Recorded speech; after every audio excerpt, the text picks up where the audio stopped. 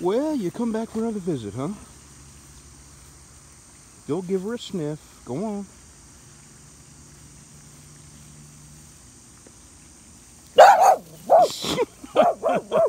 And that pig is not the least bit scared of you.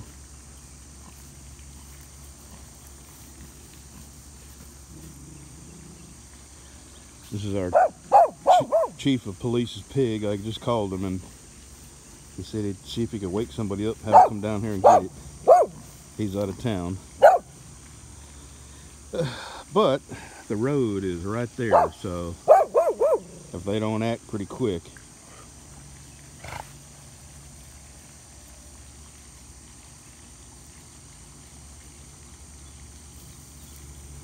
Go give her a sniff. It's okay.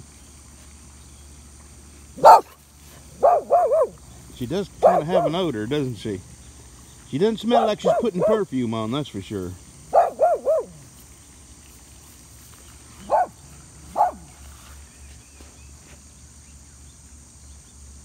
Yeah, you got a bit of an odor.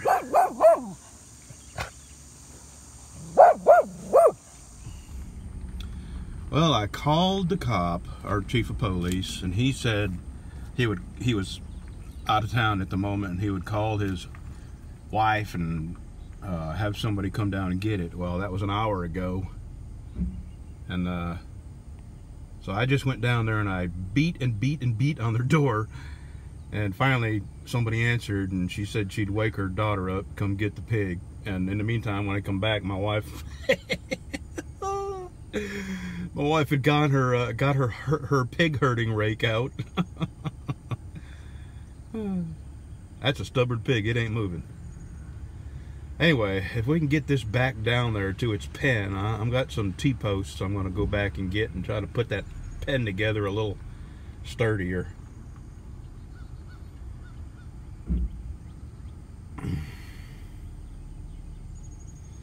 The Pig Whisperer.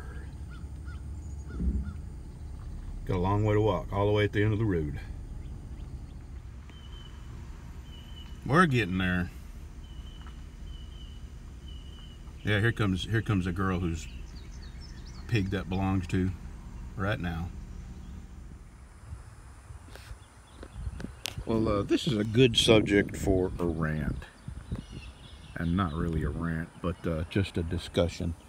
Little inconveniences that you just have to endure whenever you're near people. The pig, getting out. On the surface, it's no big deal. And it's kind of interesting, and it makes for a funny video, walking a pig home with a rake. But this is the second time that the pig has pushed its way up underneath my fence. And I've had to go and repair a fence. So I've had to endure the inconvenience of my neighbor not doing anything to fix the pen where the pig won't get out and damage his neighbor's property. Nobody else is complaining. I'm not going to complain. It's just... So here's the other end of the inconvenience. This is my neighbor's house. And the pig was over there, and my dog was over there barking up a storm, going nuts really early this morning at the pig. So my neighbor had to put up with the inconvenience at 6 in the morning of my dog barking like crazy right behind his house. And I don't know where bedrooms are, but the dog was right up against the fence, so it's real close to their house. So I'm sure that the dog woke them up. So they had to endure a little inconvenience. It's sort of like a domino effect. The pig gets out, and it's way down the end of the road. And in the process of getting down here, who knows what it's done to other people's property.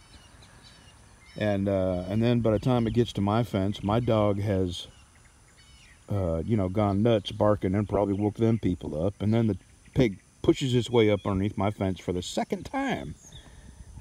So it's just a domino effect of inconveniences. And nobody's, this isn't malicious. Nobody's done anything on purpose. It's just when you live near people, you have to suffer the minor inconveniences of people having different lives in different circumstances. Unless you live way out in the woods, and even then you're not safe. Even then, you live way out in the woods, and what you have to endure is people coming on your property and hunting and stuff, and you know, meth heads out in the country looking for air conditioners to steal that nobody's around to shoot them. And just something I've been sitting here thinking about. You, as long as there are other people in this world, your life is going to be touched by them in inconvenient ways.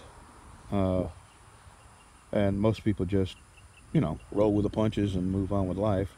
And then there's some inconveniences that are so great that they affect your quality of life, like loud music, you know, constantly. I think if somebody plays loud music because they're having a party, you know, most people just say, oh, well, you know, next week it'll be different, or they'll be done with the party and we won't have to listen to loud music till the next party.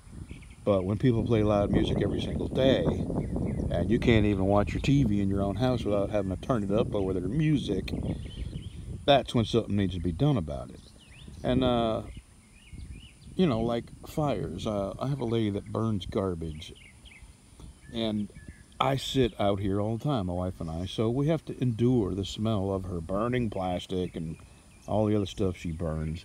And it's just, you know, the little tiny inconveniences that you just have to deal with, and most people may not even recognize that they're suffering a minor inconvenience.